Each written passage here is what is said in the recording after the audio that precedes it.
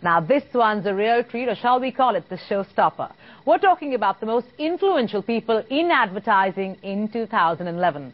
One list that was much under the scanner for the simple reason that for several years now, the names topping this chart have remained the same. This year seems to have, however, broken that jinx, promising that this is possibly the beginning of a new trend and a fresh set of madmen ruling the advertising charts. I would like to see a little reversal in the pecking order at the top from people who are actually producing work, because this is supposed to represent work done in the last 1 year. So from people who are producing work and to people who just have a reputation of producing work. Yeah, I think it's time to move on. And there are lots of young people out there. We just see more of them. And I'm sure the next year we'll have a lot of surprises for everybody. Sachin Tendulkar is a Sachin Tendulkar. You can't replace him. But you would always see better talent coming and batting and really hitting sixes and doing really well. And I think the parameters have to be very carefully thought through so that those people are also celebrated. I don't know. I'm hoping people like Rajiv, people like Raj, people like that start making Bobby, making a difference. Because they are the ones, I think, who are doing exciting new work. That was last year, when almost anybody who's somebody in the Indian ad land winced at seeing the same names make it to the top in the brand equity most influential list. And there are lots of young people out there. We just see more of them. Predictions. Unless they voluntarily retire, no other names will come up. Speculation. I would love to see a change. And expectations. And finally, 1 year down the line, the list is showing signs of changing guards. But for this year, though, the ad folks have to live with Piyush Pandey continuing his run as the most influential person in advertising, and Prasoon Joshi following suit at the second position. I constantly keep working at myself. I constantly keep myself, abreast with change. I constantly keep exploring. For me, what works is that I'm a hands-on person. I mean, you ask any of my clients, they can directly call me, and when they're stuck or they want a solution, and I can roll my sleeves and start working with my team and go with the solution. So for me, that's what gives me the kick. And probably that's what becomes the reason people, my clients, trust me. But here's the big news, the big shocker. Balki seems to have lost some of his clout, clearly reflecting in his ranking this year. Some say it's due to him taking somewhat of a back seat and his NCDs being more hands-on with key brands. Others attribute it to his absence from industry events and issues. So from being consistently touted as the third most influential person in the creative world, Balki has dropped 2 places to the number 5 position. I've always been wondering how I've even been in the position that I've been. So forget the drop. I'm very happy. I think maybe I would kind of settle for the position much better. Maybe I should be far lower, 25 or 50 or something like that. But that's where I think I genuinely am. I've not done anything special to kind of rise in the esteem of people. Neither have I done anything special to kind of drop.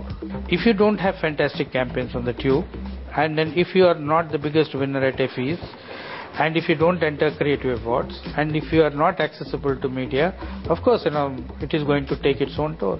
And Balki, today he's not as accessible as he used to be, and his campaigns are not as powerful as they used to be.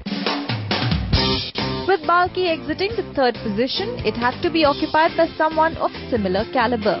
And one man who's managed to influence some of the biggest brands in the country and produced award-winning campaigns in 2011, be it Pepsi's Change the Game or Airtel's Har Friend Zaruri Hota Hai, he's been in the spotlight for all the right reasons.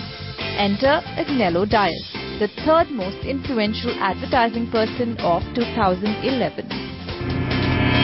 It's quite a flattering kind of result. I've never thought of being influential in any way in the industry. I would much rather be happy if I was just influential within the agency. I don't know what I was on the list when I was in JWT, and when I left JWT, I thought that's the highest it can go. It can't possibly go higher than this. So this is the last of it. I'm now getting out, and that's the limit, because you couldn't get bigger than being the National Creative Director or Chief Creative Officer of JWT at that time when it won a Grand Prix. So how could it go higher than that? Aggie is known for his great work.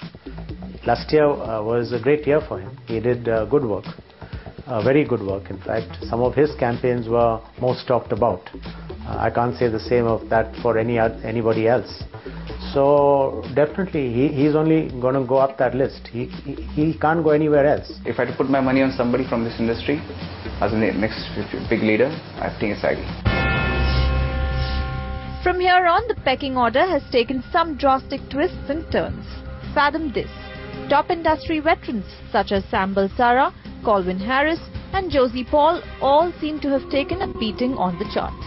While fresh and young creative names occupy the top slots on the reckoner this year, the only man from the media business who features in the top 10 every year, Sam Balsara, too has nosedived to number 9 from number 5 last year.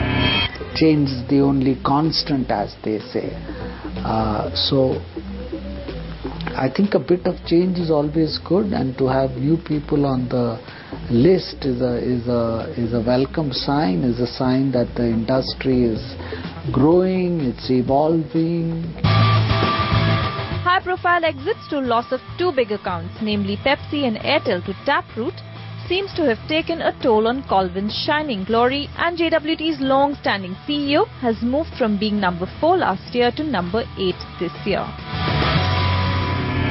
Colvin, fortunately or unfortunately for him, last 4-5 years have been turbulent, though he has found a Josie Paul, he has found Agnolo Diaz, he has found Bobby Pawar, but still he's not been able to hang on to any one of them and then really turn around the business and really hand it over to that creative person to take the mantle of JWT. I think it's somewhere because of a lot of the negative PR that was happening around his agency, you know. So I guess it will impact the CEO of an agency with the amount of negativity that was going around about the agency.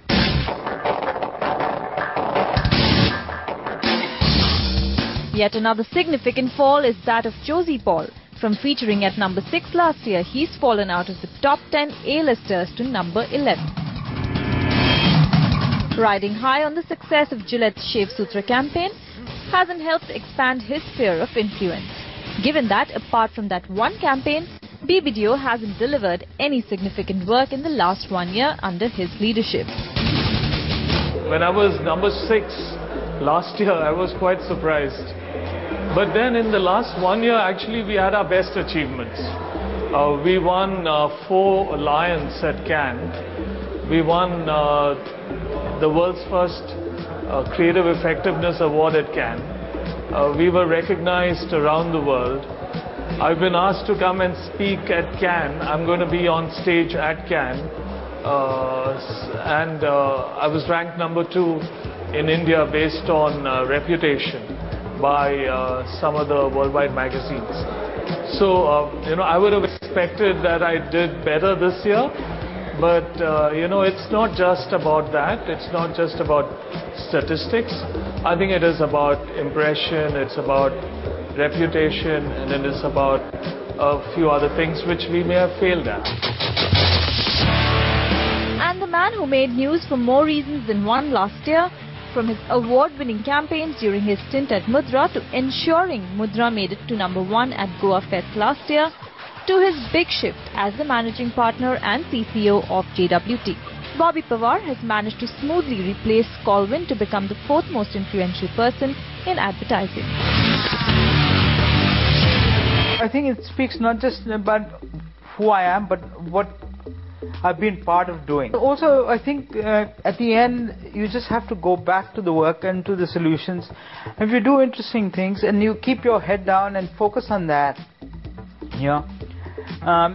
the work will do amazing things. Definitely. Bobby's been in the news. It started last year after Goa Fest, when Mudra went up and Bobby went up so many times. He's been in the news for the last 5-6 months. Definitely Bobby has a creative person and now been entrusted with this large, let's say, ship called JWT, definitely it's a very influential place to be. He will go up the list. Are these early signs of the industry welcoming a fresh set of madmen? Are these truly telling of who will be the leading faces of the Indian advertising industry? Well, we'll just have to wait for the next year's brand equity reckoner to know if this year was just an aberration or are these truly early signs of the winds of change.